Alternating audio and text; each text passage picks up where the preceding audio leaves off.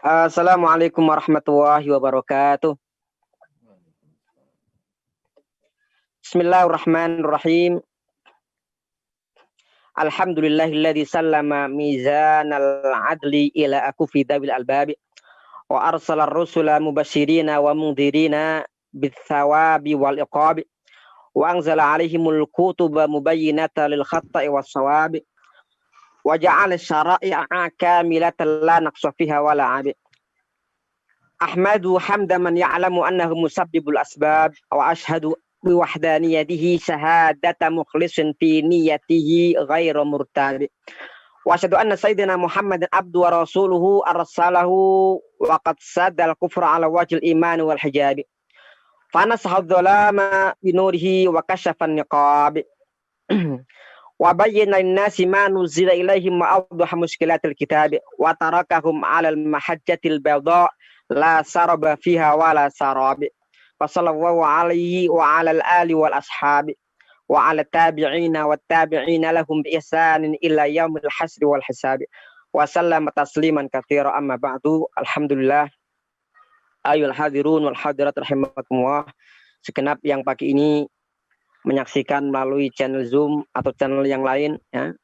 Marilah saya mengajak tentunya kepada pribadi saya dan kepada seluruh hadirin hadirat untuk tidak akan pernah terputus-putusnya sebagaimana Allah Subhanahu wa taala tidak pernah terputus-putus dan tidak pernah lelah memberikan nikmat kepada kita, maka tentunya kita mengimbanginya dengan terus meningkatkan dan tidak pernah terputus untuk terus dan tidak pernah lelah bersyukur kepada Allah Subhanahu wa taala. Karena bagaimanapun Islam ini, dakwah ini tantangannya tidak kecil ya. Kalau tantangan di zaman dahulu, tantangan harus melalui medan perang, melalui medan pertempuran. Tetapi kemudian semenjak kira-kira abad 19 atau sebelumnya dikit, ketika seorang Raja Prancis, yaitu Raja Louis yang keberapa saya lupa, mengatakan bahwa mulai hari ini kita tidak akan menyerang wilayah kaum muslimin, tetapi kita akan menyerang mereka melalui pemikiran. Maka sejak saat itu muncullah yang namanya al-ghazwul fikri ya. Atau serangan pemikiran. Dan kemudian oleh karena itu maka tantangan kita lebih luar biasa dan lebih berat. Kalau di zaman para sahabat dulu mereka ketemu dengan para musuh secara langsung ya, para orang-orang kafir di medan perang, ketika mereka berhasil mengalahkan mereka, urusan selesai. Tetapi hari-hari ini yang namanya makar musuh-musuh Islam yang mereka bukan hanya ingin menjauhkan ingin memurtadkan umat Islam, tetapi mereka paling tidak berusaha menjauhkan kaum muslimin dari agamanya. Minimal kaum muslimin sudah enggak mengamalkan agamanya. Itulah tujuan sebagaimana dikatakan Samuel Zwemer dalam Muktamar Gereja, belum mengatakan, wahai orang-orang Katolik, kalian tidak akan bisa mengalahkan kaum muslimin sampai kalian, beliau memegang mushaf ya, dalam tangannya ada mushaf, sampai mushaf ini bisa kita lepaskan dari kaum muslimin, sampai mereka bisa melepaskan ini.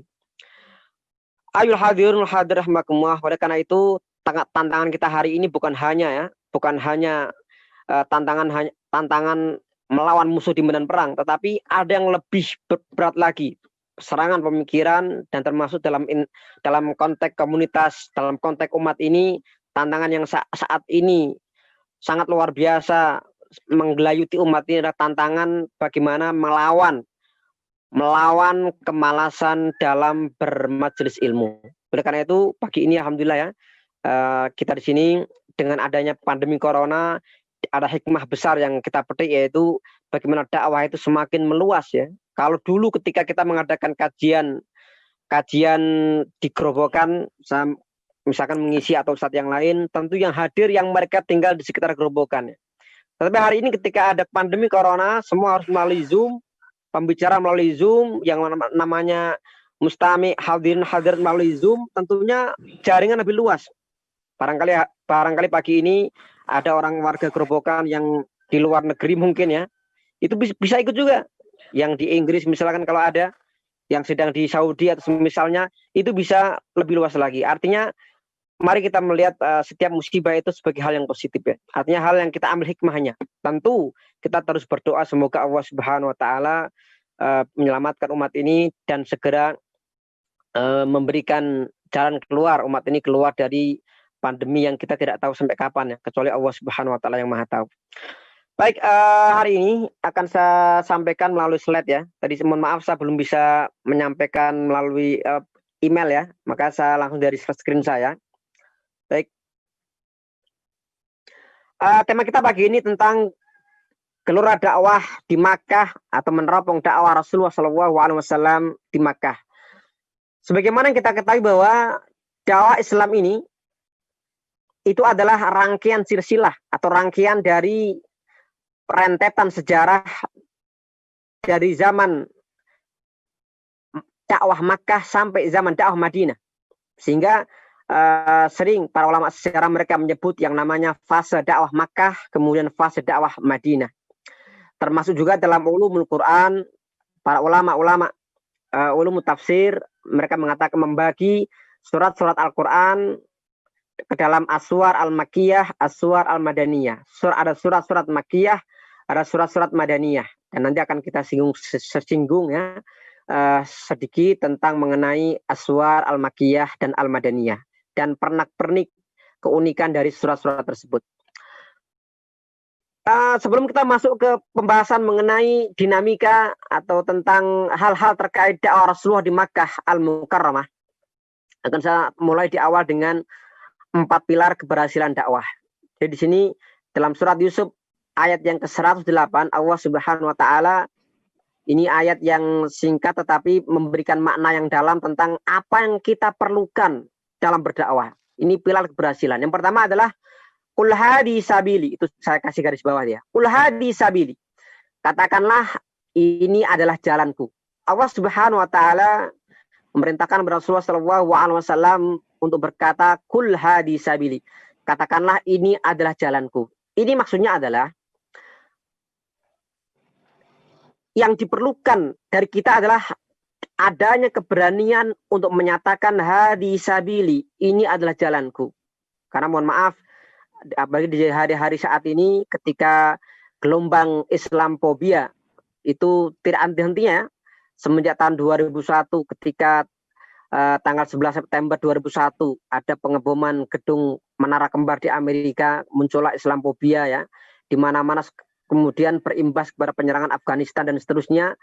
Akhirnya kemudian berbagai wilayah-wilayah Islam mengalami diagresi sama, mohon maaf, sama polisi dunia Amerika Serikat, dan di berbagai negara Eropa kebencian atau pelecehan kepada kaum muslimin kepada rasulnya luar biasa. Di Denmark, di Prancis muncul yang namanya Charlie Hebdo.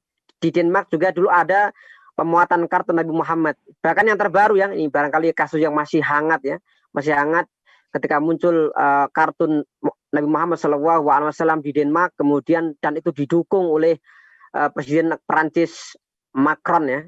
Akhirnya ini menimbulkan reaksi yang luar biasa. Nah, ini tantangan bagi kita ya, tantangan apakah umat ini dengan kondisi yang saat ini dalam kondisi yang tertekan ya, apakah mereka bisa keluar dari kondisi seperti ini? Mereka bisa mengatakan hadi sabili, ini jalanku ya. Jalanku adalah jalan yang rahmat, jalan perdamaian ya. Maka kita akan melawan ya, melawan ketidakadilan itu, melawan kezaliman itu, melawan penindasan, pelecehan itu.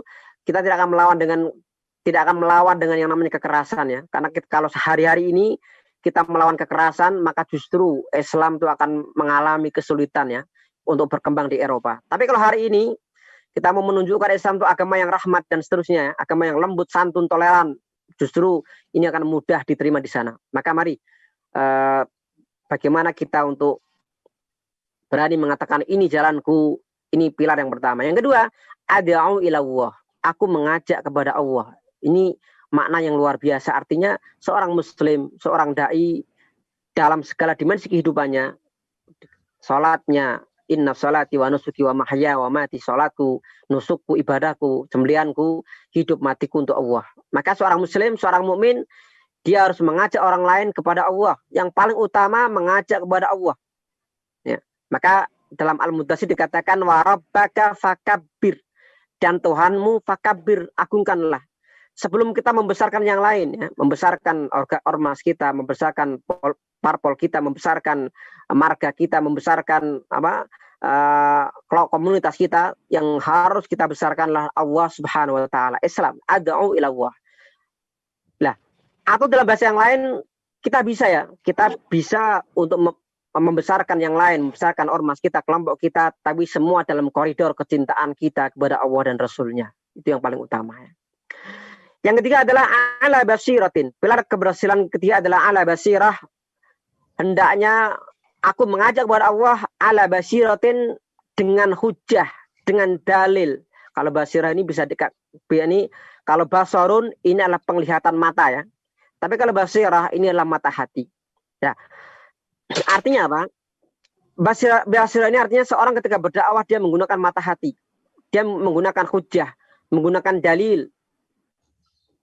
Makanya seorang yang berdakwah itu juga memerlukan kefasihan dalam menyampaikan. Maka Nabi Musa alaihissalam ketika beliau berdoa kepada Allah, beliau mengatakan Rabbishrah li sadri wa yassir li amri. Ini doa bagi para dai, ya. Seharusnya Rabbishrah li sadri wa yassir li amri. Wa ya Allah israhli Rabbishrah li sadri, bukalah hatiku, mudahkanlah urusanku. Wahlul 'uqdatam min lisani, lepaskanlah kesulitan dalam pembicaraanku. Nabi Musa alaihissalam ini kan dulu dalam riwayat itu kan pernah memakan percikan api yang disediakan Fir'aun, ya. Fir'aun ini mengetes, ini Musa ini apakah dia membahayakan enggak? Ternyata dia makan, akhirnya lidahnya itu agak keluh, ya. Kemudian yafqahu qauli, supaya mereka memahami ucapanku. Artinya seorang dai dia harus bisa berbicara, ya, dalam konteks secara lebih luas lagi, dia bisa menyampaikan dengan hujah yang benar, dengan dalil yang benar. Kemudian yang keempat, ana wa man ittaba'ani. Ini pilihan yang keempat dalam keberhasilan dakwah adalah aku dan orang yang mengikutiku. Artinya apa? Dalam dakwah itu tidak bisa kita one man show, ya, bermain sendiri, tapi dakwah itu harus dalam sebuah jamaah dakwah. Maka tidak mungkin kalau orang dakwah sendiri-sendiri, maka hasilnya tidak semaksimal dan sebesar ketika dakwah secara komunitas. Maka Rasul mengingatkan kita, yadullahi ma'al jamaah. Pertolongan Allah itu bersama jamaah. Subhanallah wa ma ana minal musyrikin. Maha suci Allah dan aku bukanlah termasuk orang-orang musyrik. Ada 4 karakter dakwah Islam, ya. Ini sering saya ulang agar semakin diulang itu semakin kita ingat. Yang pertama, dakwah rabbaniyah, artinya dakwah yang senantiasa bertumbuk pada wahyu. Tidak boleh orang berdakwah cari orang, kata orang. Nggak boleh orang tuh berdakwah cari mimpi, apalagi orang biasa, ya. Kalau para nabi, para rasul, mereka mimpinya mimpi yang benar, ya. Tapi kalau manusia biasa mimpinya kadang mimpi bukan ilham, tapi mimpi bisikan setan atau mimpi karena yang telah dipikirkan sebelumnya. Yang kedua, wakiyah, yaitu wakiyah ini dakwah yang realistis. Artinya Islam ini dakwah yang realita, sesuai realita, akan bisa diterapkan di segala zaman, di segala ruang. Islam bisa diterapkan di daerah yang punya musim panas atau musim dingin. Islam bisa diterapkan di daerah yang banyak air atau yang kurang air.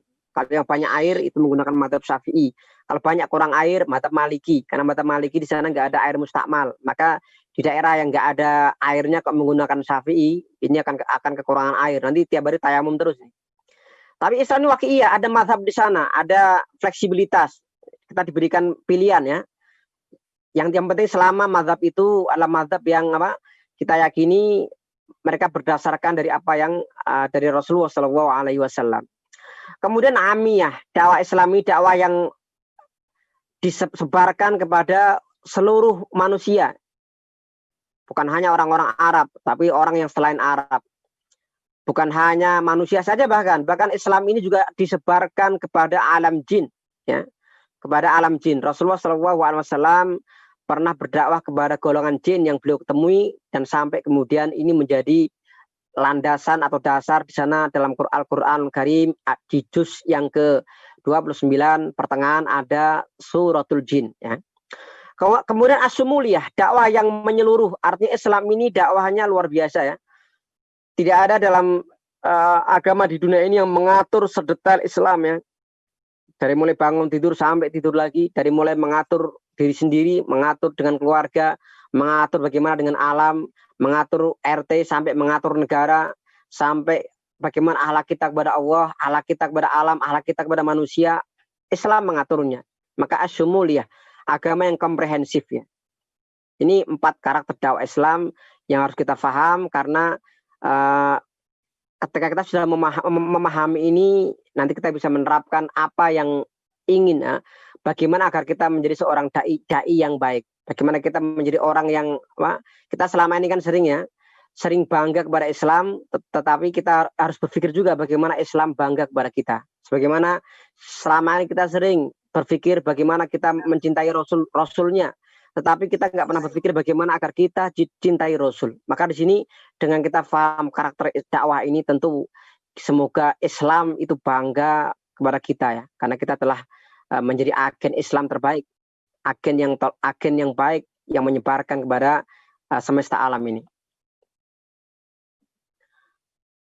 Kemudian fase 2, fase dakwah Rasulullah SAW ini sebagai pembuka ya. Jadi intinya ada 2 fase, fase Makkah dan Madinah. Kalau secara umum bahwa fase Makkah ini fase yang menekankan pada pondasi akidah.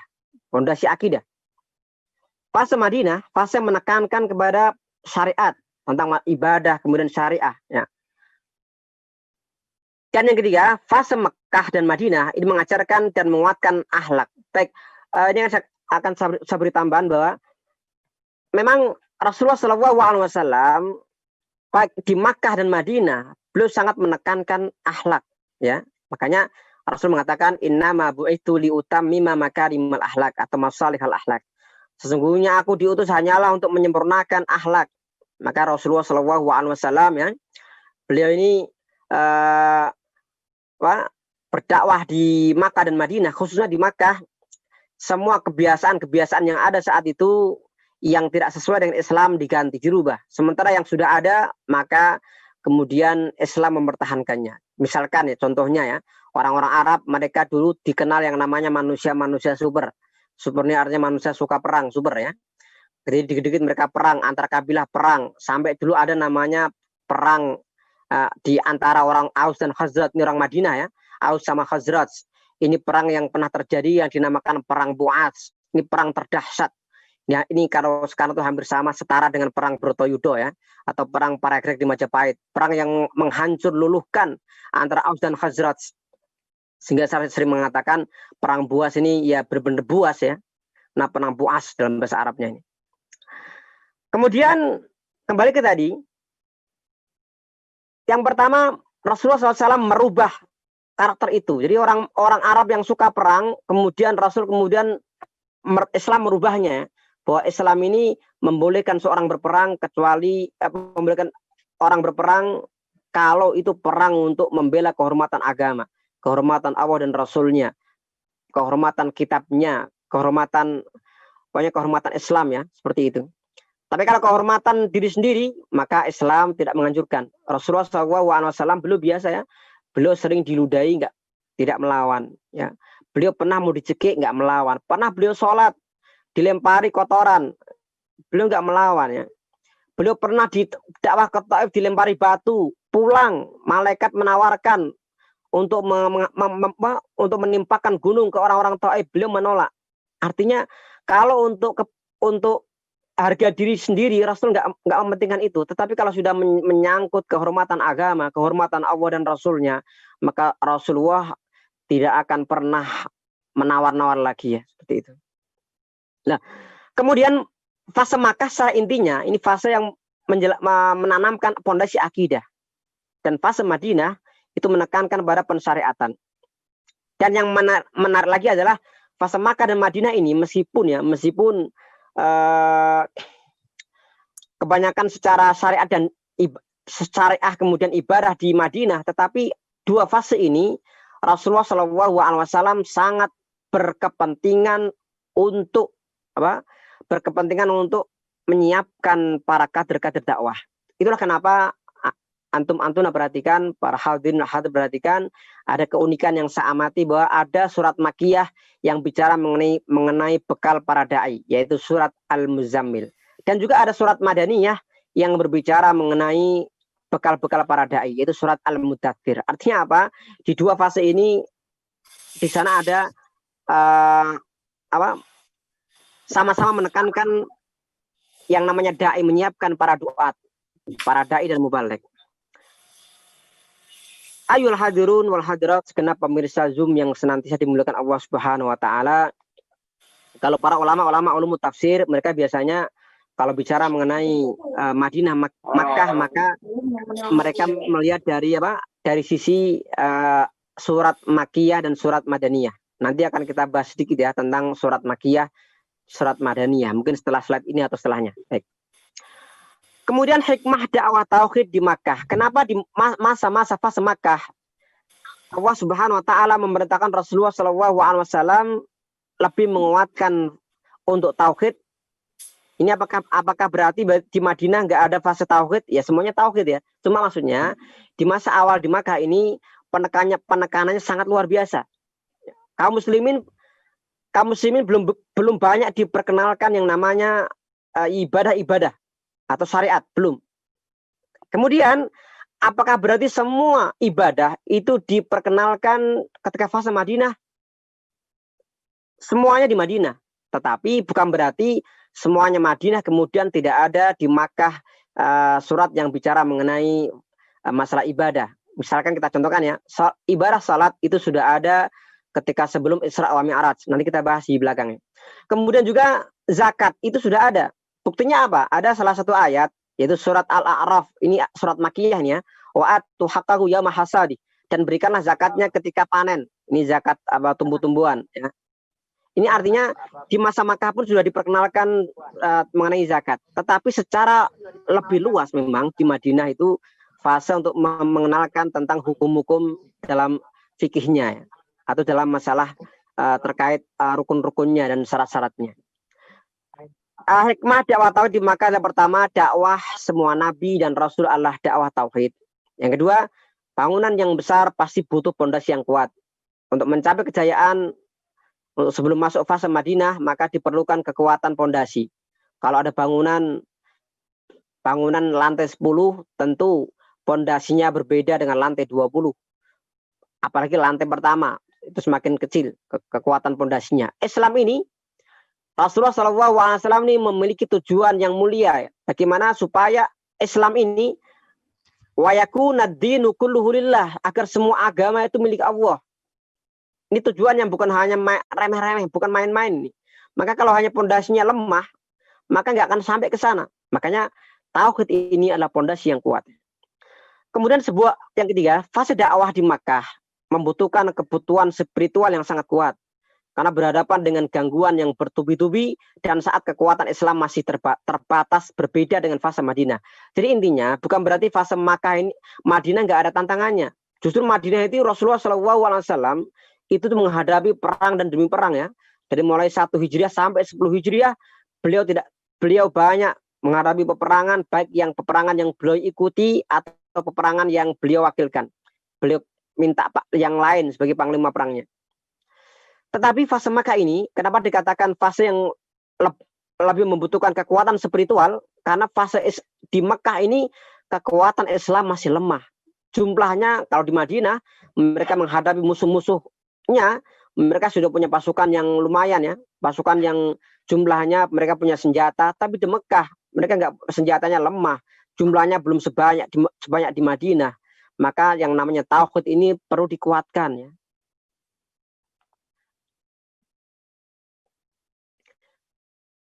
Dan ini ringkasannya, spesifikasi dakwah di Makkah. Nanti kita masuk ke belakang tantangan-tantangan dakwah di Makkah. Tapi di sini tentang spesifikasi dakwah Rasulullah SAW di Makkah adalah pertama, menguatkan tauhid dalam ibadah dan tasyrik. Menguatkan tauhid dalam ibadah dan tasyrik itu artinya ketika kita beribadah, ketika kita melakukan amal-amal, maka itu harus karena Allah Subhanahu wa taala. Karena saat itu yang namanya Makkah Al-Mukarramah itu sudah kota yang sudah hancur secara akidah ya. Karena orang-orang Mekah saat itu kan gini, yang pertama di sekitar Ka'bah sudah ada yang namanya berhala ratusan. Kalau sampai membaca tidak kurang 360 berhala di sekitar Mekah. Jadi kalau mereka tiap satu hari menyembah satu berhala, itu setahun kalender Masehi cukup ya kalau orang Mekah saat itu.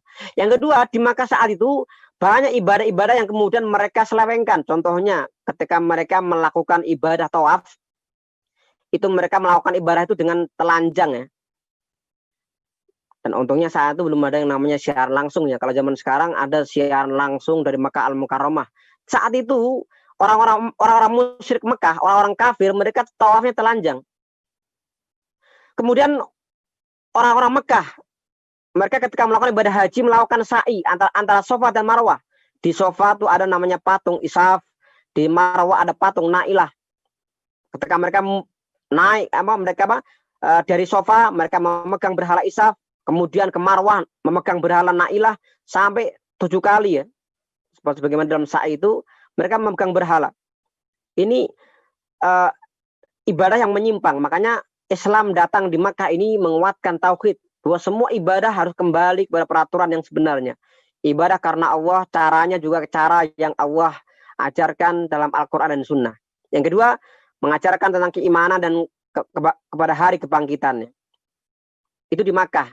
Dan bukan berarti kalau surat Madaniyah tidak ada tentang neraka, nggak seperti itu ya. Surat Al-Mudaththir ini surat Madaniyah, cuma di sana ada tentang neraka. Wa ma ja'alna ashaban nar illa malaikah, tentang neraka. Ya.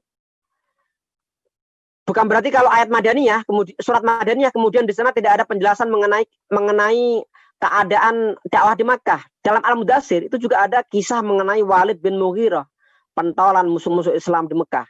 Ya ini nanti kita mengkaji secara global, tapi juga kita perlu lebih dalam bahwa memang ada beberapa pengecualian yang itu menarik ya di situ. Ya, seperti misalkan tadi ya, bekal para dai itu ternyata bukan hanya dalam Al-Makiyah, dalam surat Madaniyah Al-Mudaththir itu ada juga. Ya.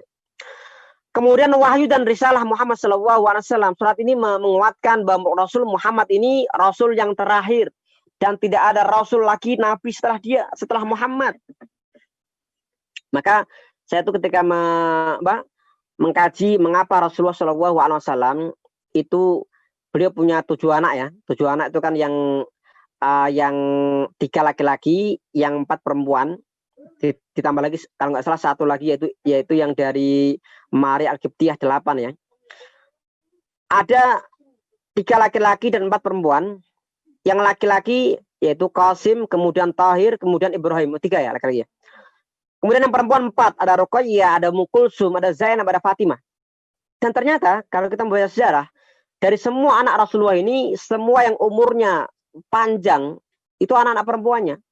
Qasim, Tahir, Ibrahim, mereka meninggal ketika masih kecil. Maka saya bisa mengambil kesimpulan di sini. Yang pertama adalah kenapa Rasul kok hanya memiliki anak perempuan yang jumlahnya yang sampai usia dewasa ya, yang paling panjang Fatimah radhiyallahu anha ya, sampai menurunkan keturunan Rasulullah SAW dari bersama Ali bin Abi Thalib. Yang pertama saya mengambil kesimpulan adalah pertama ini menggambarkan betapa Rasulullah SAW ini memang Rasul yang terakhir ya. Maka Muhammadun aba ahadim min rijalikum walakin Rasulullah wa khataman nabiyyin. Rasul bukanlah seorang ayah dari laki-laki kalian, tetapi ia adalah Rasulullah wa khataman nabiyyin. Ini kalau orang-orang Arab itu kan ada namanya klan ya. Kalau orang tua meninggal, maka kepala suku, kepala kabilah, anaknya yang kemudian mengganti ya. Itulah kenapa Rasulullah SAW beliau dari keturunan Bani Hashim, dan Bani Hashim merupakan yang menguasai kunci Ka'bah. Karena memang dari turun-temurun ya, sejak masa Jurhum sampai zaman Kinanah, zaman Quraisy, terus sampai ke zaman Rasulullah, itu yang megang dari satu silsilah. Maka Rasulullah ketika beliau memiliki anak perempuan yang qadarullah, semua kehendak Allah ya, itu barangkali hikmah yang bisa kita ambil adalah bahwa tidak ada regenerasi yang namanya Nabi dan Rasul setelah Rasulullah. Maka kalau ada orang mengaku Rasul setelah beliau, itu Rasul palsu ya. Musalam al-Kadzab palsu, Aswad al-Ansi palsu, Sajjah palsu, Ahmad Musaddaq palsu, Lia Edan palsu, Edan ya. Kemudian Di India ada namanya Mirza Ghulam Ahmad, palsu. Ada namanya Suyuti di Kuningan, di Sunda, tukang cukur, mengaku nabi, palsu. Kenapa? Karena Quran telah mengatakan walakir Rasulullah wa khataman nabiyyin. Khatam itu ada dua qiraat ya. Di semua ulama yang membaca khatam itu adalah hanya hafiz saja. Hafiz dari Asim. Selain hafiz dari Asim, semua membaca wa Rasulullah wa khatiman nabiyyin. Khatim itu artinya penutup. Khatam itu stempel. Yang namanya stempel itu artinya kalau kita membuat surat, stempel kan di akhir ya. Nggak ada kan stempel di depan ya. Kecuali proposal dana di depan ada amplop. Tapi kalau yang secara umum orang buat surat di terakhir, artinya apa? Bahwa khataman nabiin atau khatiman nabiin itu menggambarkan bahwa Rasulullah SAW ini adalah seorang yang Rasul terakhir dan tidak ada Rasul setelahnya. Itu yang pertama yang saya pelajaran saya ambil. Yang kedua, mengapa Rasulullah SAW sampai akhir hayatnya ya, sampai kemudian setelah beliau meninggal, yang anak-anaknya yang belum memiliki usia panjang adalah anak-anak perempuannya. Ini adalah menggambarkan betapa Islam ini sangat menghormati kaum wanita ya. Di saat orang-orang Arab, mereka kalau punya anak perempuan, mereka kubur hidup-hidup, mereka kubur, kemudian mereka merasa malu karena perempuan identiknya nggak bisa perang. Orang Arab kan suka perang, sehingga kalau punya anak perempuan ini nggak bisa masuk pasukan nih. Mereka kubur ya. Dan secara lebih khusus lagi supaya kita dibukakan mata bagaimana cara Rasulullah SAW memperlakukan anak perempuan dan bagaimana mendidik anak-anak beliau. Ini ya, ini pelajaran yang bisa saya ambil. Mari kita membahas mengenai surat-surat dalam Al-Quran Al-Karim. Ternyata kalau saya pelajari ya, kalau saya teliti bahwa surat-surat Makkiyah itu jumlahnya luar biasa ya. Ini kalau kita perbandingan 83 surat banding 31 surat Madaniyah. Ini kira-kira 1:3 tempat ini. Ininya lumayan ya. 1:3 ya. 1:3. Artinya setiap satu surat Madaniyah ada 3 surat Makkiyah. Ini menggambarkan bahwa dakwah di Makkah ini luar biasa ya. Membutuhkan porsi yang sangat punya kekuatan. Ini kalau kita lihat dari jumlah surat ini. Cuma memang kalau kita mau mengkaji lagi ternyata ketika saya cek dari juz 1 sampai juz 10, dari 9 surat yang ada di juz 1 sampai 10 itu hanya ada 3 surat yang Makkiyah dan 6 yang Madaniyah. Yang Makkiyah adalah surat Al-Fatihah, kemudian suratul An'am, dan kemudian suratul A'raf. Ya, jadi yang ternyata yang 10 juz pertama ini Madaniyah luar biasa panjang-panjang semua ya. Kenapa panjang? Karena memang Madaniyah fase syariat, sehingga di sana banyak pembicaraan mengenai hukum-hukum, Al-Baqarah, kemudian Ali Imran, An-Nisa, Al-Maidah. Ini Al-Madaniyah ini membahas mengenai hukum-hukum ya, tentang sholat, zakat, puasa, tentang jihad dan semisalnya, sehingga membutuhkan penjelasan yang lebih detail ya. Nah, yang unik juga adalah ini kan fase dakwah Rasul kan Makkah kemudian Madinah.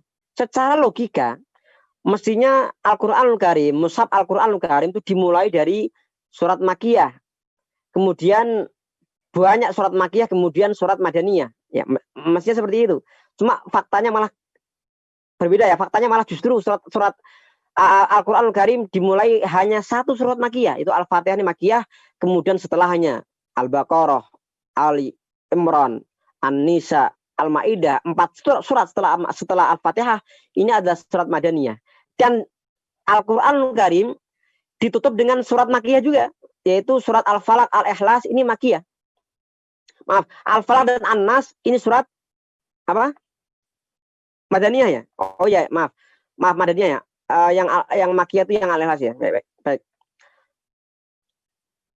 Ini ya uniknya. Jadi artinya ketika kita mengkaji Al-Qur'an Al-Karim tentang surat-surat, kemudian dinamika yang ada di sana, ada hal-hal yang unik ya. Contohnya gini, kalau kita membahas surat Al-Madaniyah misalkan, kita membaca Al-Madaniyah, ada 1 surat yaitu surat Az-Zalzalah.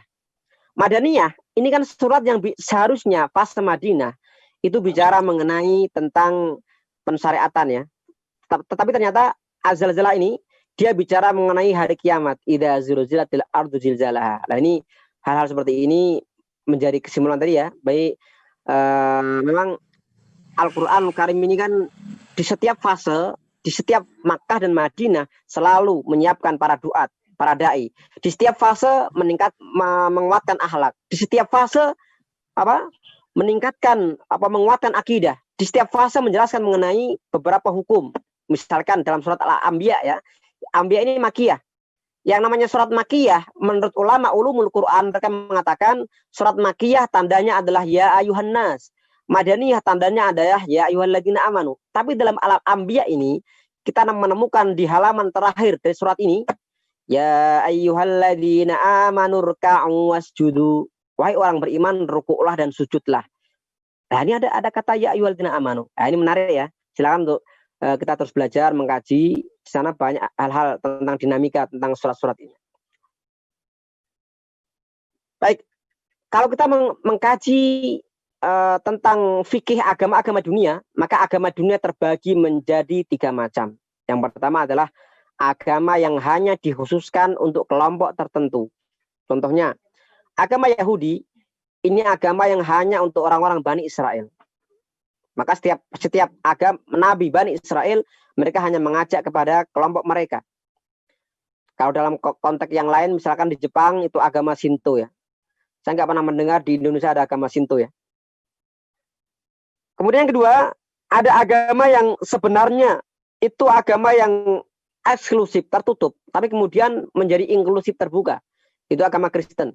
Kalau membaca sejarahnya ya, silakan dibuka dalam perjanjian lama atau baru, saya agak lupa ya, bahwa Yesus pernah dimintai tolong seorang perempuan, kemudian beliau mengatakan, nyahlah kalian, aku tidaklah diutus lam ursal illa li baiti bani Israil abdallah. Aku hanya diutus kepada rumah-rumah kepada rumah-rumah Israel yang tersesat. Jadi artinya Nabi Isa alaihissalam atau Yesus itu ketika dimintai tolong orang selain Bani Israel, beliau menolak ya. Beliau hanya mengatakan aku diutus untuk rumah-rumah Israel yang tersesat. Jadi sebenarnya kalau ada istilah domba-domba yang tersesat, kok malah kita yang jadi dombanya nih? Harusnya yang dicari itu orang-orang Israel. Nah, Kristen itu kenapa menjadi agama yang disebarkan kepada seluruh umat manusia? Itu karena ada yang namanya seorang Paulus. Paulus ini awalnya adalah musuh Yesus, pembenci Yesus, kemudian dia mengaku, kemudian tiba-tiba ada jalan hidupnya kembali kepada masuk ke dalam agama Kristen, dan di sana kemudian banyak merubah syariat Kristen. Syariat Syariat Bani Israel. Contohnya misalkan mengenai khitan. Dalam perjanjian lama itu ada perintah khitan, tetapi Paulus ini mengatakan khitan itu nggak perlu, nggak wajib. Yang penting orang itu punya iman, kata Paulus ini.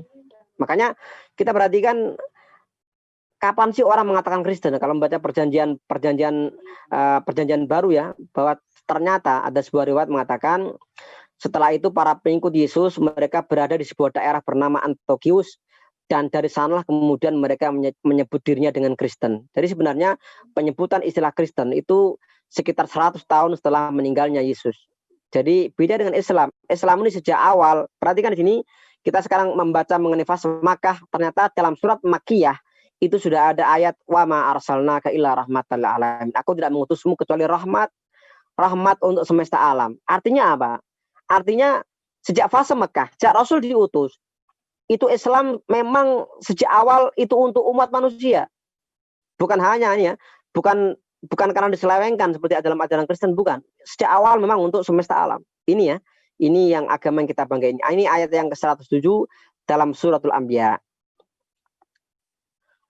Kemudian mari kita masuk ke pembahasan mengenai dakwah di Makkah ya. Secara umum Rasulullah SAW dalam pembahasan dakwah di Makkah ada namanya dakwah secara sembunyi-sembunyi, kemudian nanti ada terang-terangan ya. Baik. Dakwah yang secara sembunyi-sembunyi, secara umum 3 tahun pertama di Makkah adalah fase dakwah secara sembunyi. Karena saat itu yang namanya kaum muslimin belum banyak ya. Rasulullah SAW yang beriman masih sedikit. Khadijah istrinya otomatis ya. Rasul kemudian mengajak kepada anggota keluarga atau sahabat terdekatnya. Yang terdekat ya, beliau mengajak ke beberapa keluarganya, ada yang mau, ada yang tidak ya.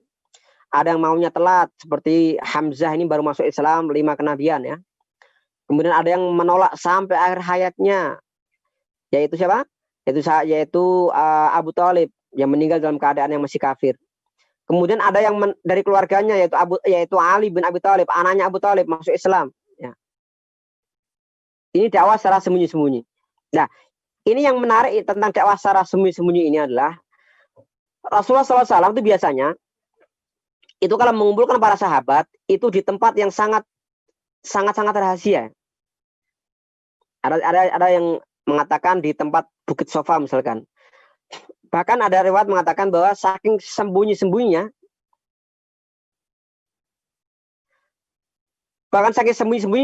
itu kan ceritanya dakwah Rasul ini beliau sering mengumpulkan para sahabat di rumah seorang sahabat yang bernama Al-Arqam Ibnu Abil Arqam.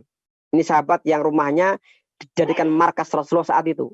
Nah, hebatnya ini ternyata kalau kita baca sejarah sampai hari ini belum ditemukan di mana rumah Arqam bin Abil Arqam. Sejarahnya sudah sangat masyhur ya. Semua para sahabat meriwayatkan tentang hal ini, tetapi rumahnya di mana nggak ditemukan. Kenapa? Ya karena saking sembunyinya itu, saking rahasianya itu. Ini menggambarkan betapa masa perjuangan di Makkah ini masa yang sangat berat ya. Makanya hari-hari ini kita kalau mengatakan ini masa-masa pandemi, masa-masa corona, kita harus lockdown di rumah saja. Ini kita belum seberapa ya. Kita masih lockdown tapi kadang masih ke warung, masih beli pulsa, masih Rasulullah ini selama 3 tahun pertama belum sembunyi-sembunyi. Mereka kalau ketahuan orang kafir ya, kayak Abdullah bin Ibnu Mas'ud ya, pernah menyampaikan sebuah ayat atau berdakwah di sekitar Ka'bah langsung diseret, disiksa, dipukuli nih. Kita ini belum kalau tantangan kita belum seberapa ya. Kalau kita merasa sekarang masa lockdown di rumah saja, kita masih bisa makan enak ya. Sehari masih makan 3 kali, masih ketemu anak istri ya. Tapi para sahabat dulu mereka pernah selama tidak kurang 3 tahun ya, itu mereka diembargo dan mereka harus tidak boleh saling bicara dengan orang-orang Mekah, nggak boleh saling jual beli, nggak bisa saling menikahkan. Mereka hanya bahkan makan tulang, makan daun-daun yang ya daun yang tidak enak dimakan lah. Itu seperti itu ya. Jadi kita ini mari saya mengajak dalam pertemuan kali ini, tantangan kita belum seberapa ya. Dengan nikmat yang Allah berikan kepada kita ini kita harus syukuri ya. Kita syukuri tentu metode dakwah kita dengan dulu berbeda ya. Di zaman Rasul ada munafik, ada orang kafir, perang. Karena orang kafir memang mereka ingin memerangi kita ya. Tapi kalau hari-hari ini mereka memerangi kita dengan pelecehan, dengan menghina kita dalam tulisan-tulisan, maka dakwah dengan pena, dakwah dengan toleransi, menunjukkan kita orang yang santun, itu akan lebih mengena ketimbang kita melawan dengan senjata ya. Karena mereka sekarang orang-orang kafir, mereka senjatanya lebih kuat dari kita ya. Dan yang kedua adalah hari-hari ini banyak kaum muslimin yang menjadi minoritas di wilayah yang membenci Islam. Kalau kita sampai kemudian misalkan di Perancis ya yang menghina, membuat kartun, mendukung kartun Rasulullah misalkan, kemudian kita melawan mereka, khawatirnya umat Islam di Perancis semakin mereka ditindas, semakin mereka didolimi sama pemerintah Perancis. Itu yang perlu kita ini ya. Kemudian berikutnya di masa-masa dakwah Islam itu ada mereka yang kemudian masuk Islam dan termasuk generasi yang awal, dan itu sudah Allah janjikan ya, wasabiqunal awwaluna minal muhajirin wal ansar walladzina taba'uhum bi ihsan. Dan orang-orang yang pertama ya dari orang-orang muhajir dan ansar dan orang yang mengikuti mereka dengan kebaikan, radhiyallahu anhum wa radu anhu, Allah ridha mereka dan mereka ridha kepada Allah. Nah, muncullah beberapa sahabat yang mereka kemudian masuk Islam, dan itu bisa kita mengenal di antara mereka tentunya yang pertama kali Khadijah dari kaum perempuan, Zaid bin Harisah dari budak, Ali bin Abi Thalib dari keluarga, dari anak kecil, Abu Bakar As-Siddiq dari orang yang dewasa. Kemudian setelah itu muncullah gerakan di orang berdakwah itu harus bergerak ya. Orang dakwah itu harus bergerak, nggak boleh diem. Kalau kita hanya diem saja, bagaimana orang mengenal Islam? Maka Imam Syafi'i mengatakan, inni ra'aitu wuqufal ma'i yufsiduhu in sahatoba wa illam yajri lam yatibi. Aku melihat diamnya air itu akan merusak air. Kalau air itu diam itu merusak. In sahatoba, jika air itu mengalir dia akan baik. kalau dia air itu diam, dia akan menggenang, dia akan menimbulkan penyakit. Maka muncullah yang namanya jentik-jentik nyamuk itu karena air yang dia diam saja. Ya. Makanya para sahabat as-sabiqun al-awwalun mereka kemudian dengan semangat mereka mengajak, kalau sekarang itu semacam dakwah fardiyah ya, datang ke rumah-rumah, mendatangi teman-teman mereka untuk masuk ke dalam Islam. Maka Abu Bakar radhiyallahu anhu ini berhasil mengajak beberapa sahabat yang lain, Utsman ibnu Affan, Zubair ibnu Awam, Talha bin Ubaidillah, Abdurrahman bin Auf, dan Sa'ad bin Abi Waqqas. Kemudian setelah itu banyak lagi sahabat-sahabat yang generasi awal masuk Islam. Kalau dihitung sekitar 130 orang total dari pria dan wanita. Ini as-sabiqun al-awwalun ya, yang termasuk generasi awal. Kemudian mengenai syariat salat 5 waktu, tentang sholatnya, sebelum Isra wa Mi'raj Rasulullah dan sahabatnya telah melakukan sholat.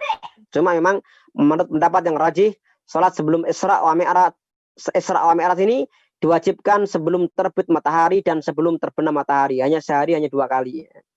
Kemudian datanglah perintah sholat awalnya. Kalau dalam riwayat, memang ada riwayat mengatakan Rasulullah SAW itu sholat diperintahkan 50 sholat, 50 ya, 5 sholat, kemudian sampai menjadi 5 ya, 5 sholat yang totalnya ada 17 rakaat. Ini secara normalnya seperti itu. Setelah dakwah secara sembunyi-sembunyi, mari kita masuk dakwah terang-terangan. Ini masih fase Makkah ya. Ketika turun ayat wa anzir ashiratakal aqrabin, berikanlah peringatan kepada keluargamu yang dekat. Maka Rasul kemudian mengumpulkan keluarganya. Ceritanya ini kan Rasul menggunakan cara yang excellent ya.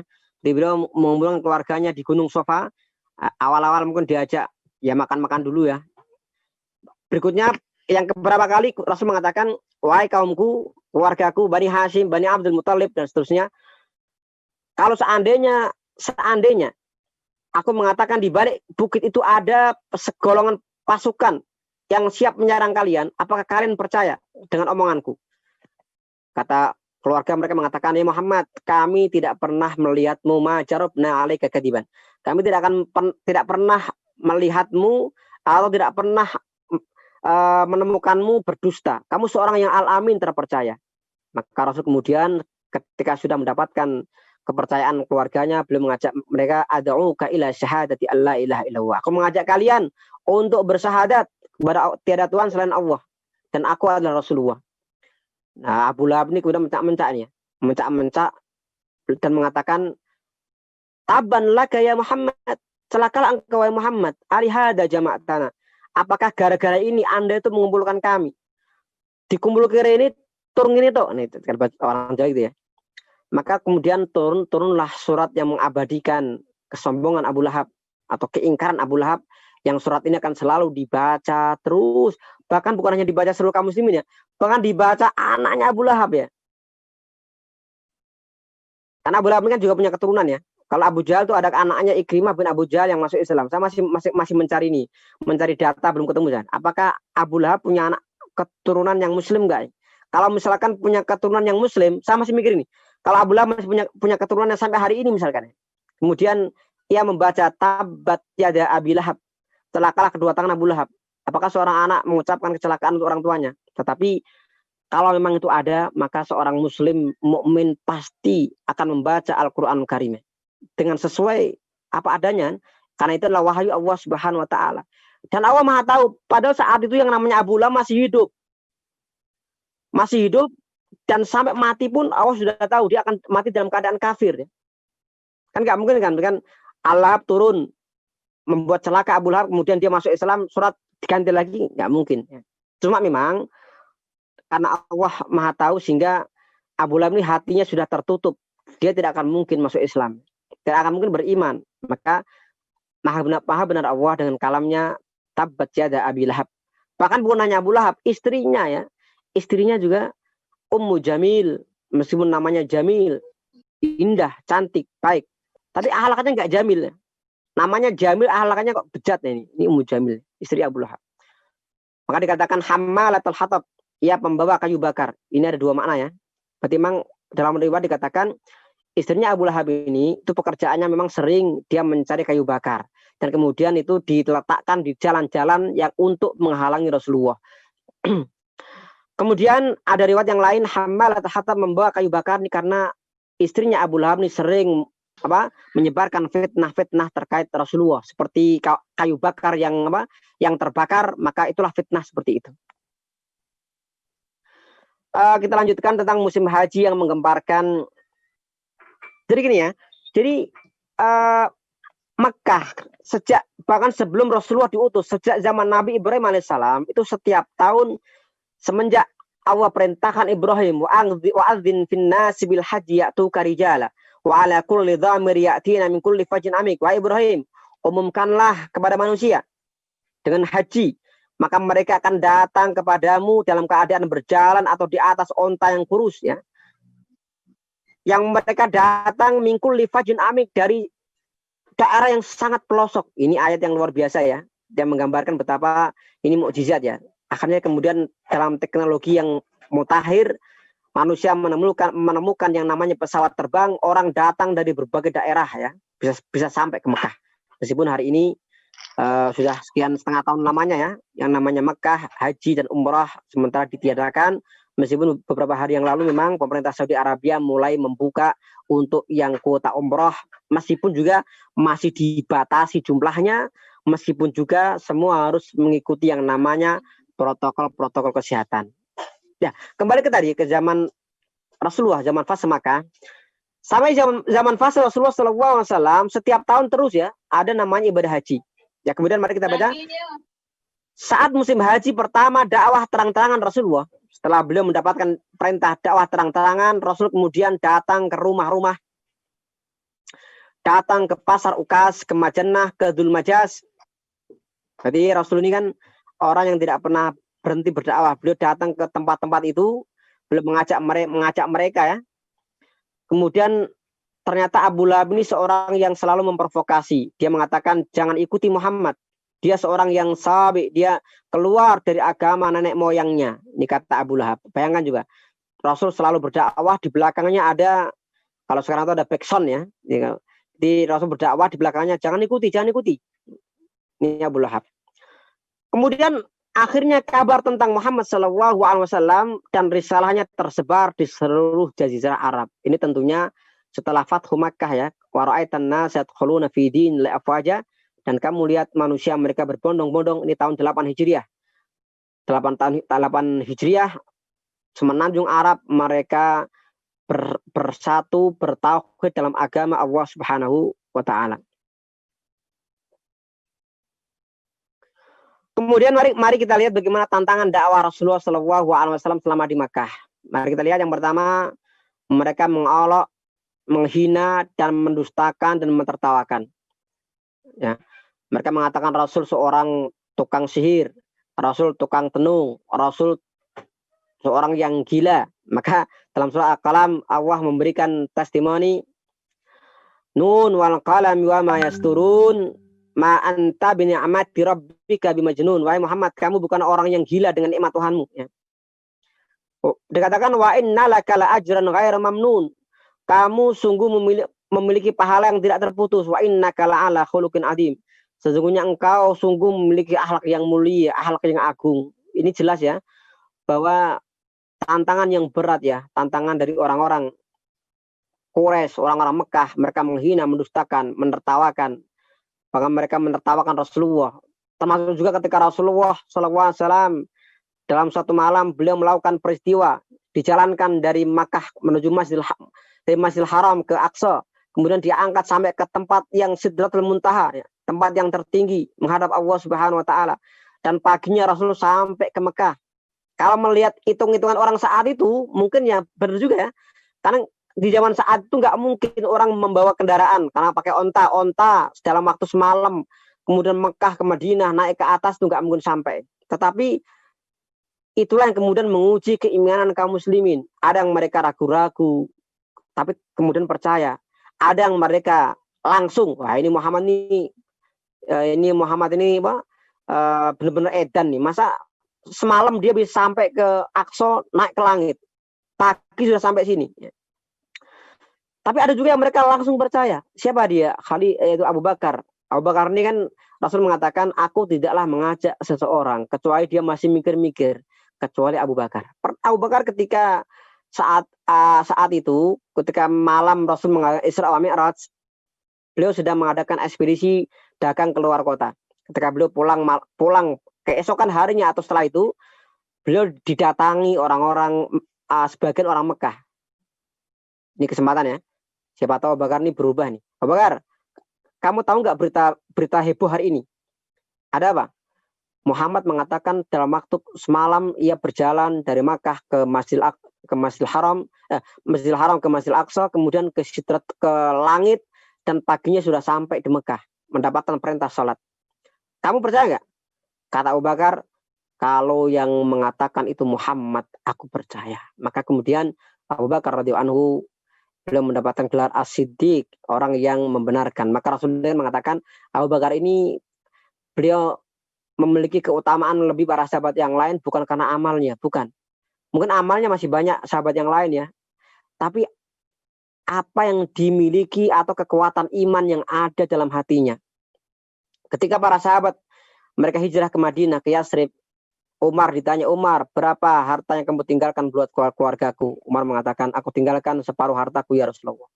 Abu Bakar ditanya, ya Abu Bakar, berapa harta yang kamu tinggalkan buat keluargamu? Kata Abu Bakar, taraktu lahum wa rasul. Aku tinggalkan untuk mereka Allah dan Rasulnya. Ini luar biasa ya. Iman seperti ini udah iman yang kuat sekali ya. Kalau sekarang orang bilang kayak gitu, berapa yang kamu tinggalkan buat keluargamu? Mengatakan aku tinggalkan buat mereka Allah dan Rasulnya, maka alamat ini. Nah, karena nggak kuat nih, iman nggak kuat, akhirnya dituntut istrinya. Ini mana nafkahnya nih? Kok nggak di situ, kok hanya Allah dan Rasulnya ini kan? Tapi ala kulli hal yang kita ambil adalah bagaimana kekuatan keyakinan Abu Bakar radhiyallahu anhu ya, keyakinan beliau dan yakin terhadap apa yang dibawa oleh Rasulullah Muhammad SAW. Yang kedua, tuduhan dan subhat yang dusta. Jadi mereka yang namanya subhat itu tuduhan ya, tuduhan. Mereka menyerang Rasul dengan tuduhan-tuduhan. Misalkan contohnya ketika anak Rasulullah yang bernama Ibrahim meninggal, maka mereka mengatakan Muhammad nih kan gini ya, orang Arab kan punya tradisi namanya patriarki. Jadi orang-orang itu nasabnya itu dilihat dari anak laki-laki. Maka semua orang Arab itu bin. Tetapi Rasulullah SAW ternyata berbeda ya. Kita perhatikan ya, keturunan Rasulullah SAW, Rasul ke atas bin, tetapi ke bawah binti Fatimah ya. Jadi beliau Fatimah binti Rasulullah, kemudian semua anak beliau itu larinya apa? Larinya kepada nasab Fatimah. Padahal kalau secara jujur mestinya nasab orang Arab itu harus nasab laki-laki jalur terus, nggak boleh menyimpang ke jalur perempuan. Tetapi karena kemuliaan Rasulullah SAW, maka keluarga beliau meskipun bukan dari jalur laki-laki, dari jalur Fatimah radhiyallahu anha, yaitu yang dari Hasan dan Husain, kita menghormati keluarga beliau. Itu ada sekaligus menjawab pertanyaan, apakah kita harus menghormati keluarga beliau? Apakah benar masih ada keturunan Rasulullah? Ada nggak? Masih ada ya. Saya punya bukti ya, bahwa saya punya ustadz di Pekalongan ya, di kota Pekalongan. Beliau cerita, beliau ini kan mengklaim punya nasab dari Alawiyyin. Beliau kemudian cerita, beliau ke Jakarta, lapor ke Rabithah Alawiyah, istilahnya mau minta legalitas ya, bahwa dia seorang Alawiyyin, kemudian di setiap Rabithah itu punya namanya tim nasab, kemudian dicek, check and recheck apakah benar nasabnya ya, kemudian ternyata nasabnya benar, dan akhirnya kemudian beliau pulang dari Jakarta ke Pekalongan membawa yang namanya sertifikat dari Rabithah Alawiyah. Jadi artinya keturunan Rasulullah itu masih ada ya, meskipun dari jalur Fatimah radhiyallahu anha. Kita harus menghormati mereka ya. Ya, kemudian menghalangi manusia dari mendengar Quran. Orang-orang Mekah mereka berusaha bagaimana orang-orang yang lain itu tidak mendengarkan Quran. Maka dalam sebuah ayat dikatakan waqala alladziina kafaru la tasma'u li hadzal qur'ani walghaw fi. Orang kafir mengatakan kalian janganlah mendengarkan dari Quran ini, walghaw fi, dan abaikan Quran. Jadi mereka itu gini ya, berusaha bagaimana orang itu nggak mendengar Quran dan kemudian mengabaikan Quran, dianggap iklan saja. Ini makanya mari kita ini menjadikan Quran bukan hanya iklan ya. Mohon maaf ya, saya sering merasa miris kalau ada orang yang menjadikan Quran bukannya dipelajari, tapi Quran itu hanya dijadikan sebagai pengantar tidur. Contohnya Ada orang tidur nyetel murotal, kemudian murotalnya bunyi sampai subuh, orangnya sudah tidur. Baru 5 menit sudah tidur. Ini murotalnya sudah sampai subuh ini, nggak mati. Lah, meskipun memang kita mendengar Quran itu pahala, cuma ya di sini jangan kemudian Quran menjadi pengantar tidur ya. Jadi kita harus jangan mengabaikannya. Kita bagaimana mengkaji tafsirnya, artinya, sampai kepada tingkat level mengamalkan itu ya. Kemudian adalah penindasan dan penyiksaan. Para sahabat dulu mereka mengalami yang namanya apa? Gangguan-gangguan dari orang-orang Mekah ya. Mari kita lihat sebagian ya. Abu Jahal jika mendengar seorang terpandang beriman, maka ia mengancam denda. Kalau ada orang yang punya nasab yang mulia, didenda ya. Kalau orang-orang lemah dipukuli. Ini Abu Jahal nih. Utsman diikat dengan permadani dari pohon kurma, dipanaskan di bawahnya. Utsman ini kan seorang dari suku mulia ya. Itu pun disiksa juga. Ibunya Mus'ab bin Umair tidak mau makan minum saat melihat anaknya masuk Islam. Ini ibu Mus'ab bin Umair ini mogok makan karena Mus'ab masuk Islam. Ya. Suhaib bin Sinan ini disiksa sampai sok berat. Ya. Ini ada sebuah kisah sih. Suhaib bin Sinan dalam perjalanan hijrah itu kan dikejar orang-orang Mekah ya. Ketika dikejar itu, saya mengatakan, wahai orang-orang Mekah, apa yang kalian inginkan dariku? Kalau kalian memang ingin hartaku, oke, kalian aku tunjukkan rumahku. Beliau kemudian mengasih alamat rumahnya, kalau dalam bahasa sekarang itu RT RW-nya dan seterusnya. Harta Suhaib ini diambil semua orang-orang Mekah. Bayangkan coba. Dia ke Mekah nggak bawa apa-apa, ya paling membawa kendaraan yang dia bawa. Ya. Bilal ini disiksa Umayyah bin Khalaf, dipukul dengan tongkat, diarak anak-anak keliling pegunungan Mekah, kadang diletakkan batu di atas dadanya saat cuaca sangat panas. Masya Allah ya, diseret di jalan tuh sama anak-anak itu. Sumayyah ditikam, mohon maaf, pada kemaluannya oleh Abu Jahal. Yasir juga mengalami penyiksaan. Maka Rasulullah SAW itu ketika melewati keluarga Yasir. Yasir ini kan punya anak bernama Ammar bin Yasir. Ini Ammar ini kemudian masuk Islam dan meninggal ketika perang Siffin. Rasulullah SAW ketika melihat keluarga Yasir disiksa, istrinya Sumayyah disiksa, anaknya Ammar disiksa, Rasulullah hanya menangis. Mereka minta tolong, Rasulullah hanya mengatakan, sabran ala Yasir, inna mau'idakumul jannah. Wahai keluarga Yasir, kalian bersabarlah. Tempat yang dijanjikan untuk kalian adalah surga. Ini fase Makkah, kita bayangkan ya. Di Rasul nggak bisa bantu apa-apa ya. Nggak bisa mengirimkan pasukan untuk melawan, nggak bisa ya. Nggak bisa mengirimkan bodyguard untuk mengamankan para sahabat, belum bisa. Beliau hanya mengatakan sabran ala Yasir, inna ma'adakumul jannah. Kalian akan dijanjikan surga. Abu Bakar, kurang apanya, beliau orang dari keturunan mulia. Tolhah diikat dalam satu tali oleh Utsman bin Ubaidillah. Ini di antara beberapa contoh penindasan dari orang-orang Mekah saat itu ya. Ayul hadirun wal hadir rahimakumullah. Rasulullah SAW ketika berdakwah di Mekah itu punya dua yang menolong beliau ya. Pertama, menolong secara dukungan adalah Abu Thalib. Yang kedua, secara finansial itu adalah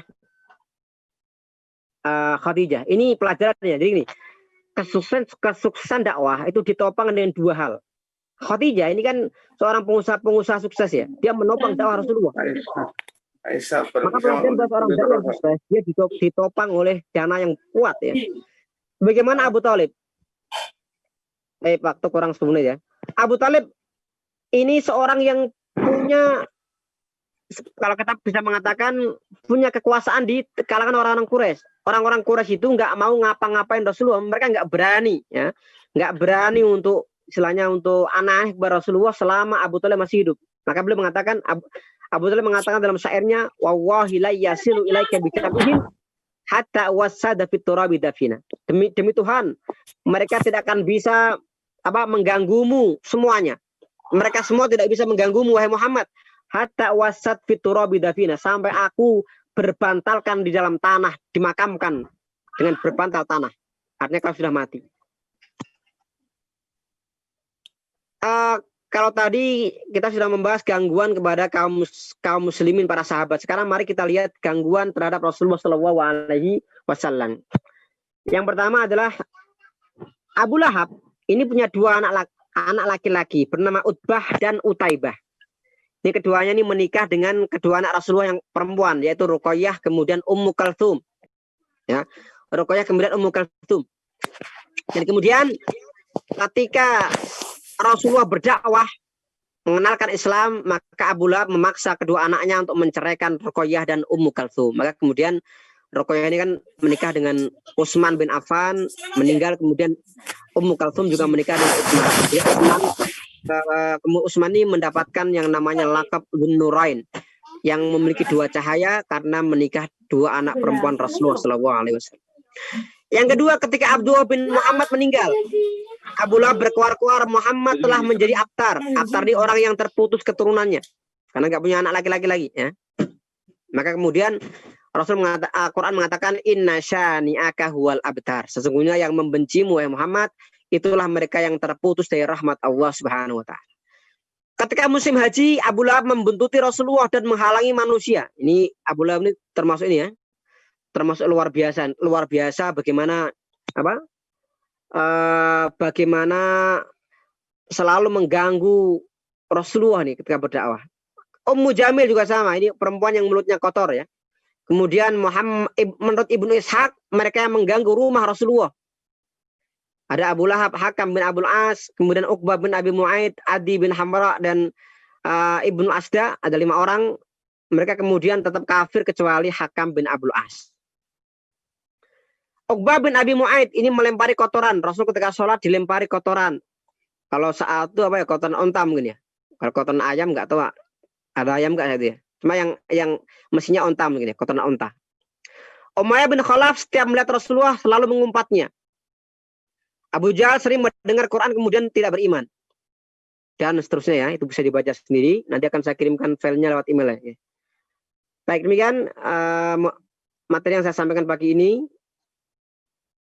Semoga Allah Subhanahu wa taala memudahkan kita semuanya, memudahkan kita untuk senantiasa bersama dengan Islam, bersama dengan teknifikasi dari dakwah Rasulullah SAW, dan tentunya semoga kita semua mendapatkan kemudahan dalam segala urusan kita. Demikian, terima kasih atas segala perhatian dan saya mohon maaf atas segala kekurangan. Usikum wa iyaya bitaqwah wa nad'u lakumus salamah wa taufiq wa ridha wal maghfirah wal inayah. Wassalamualaikum warahmatullahi wabarakatuh.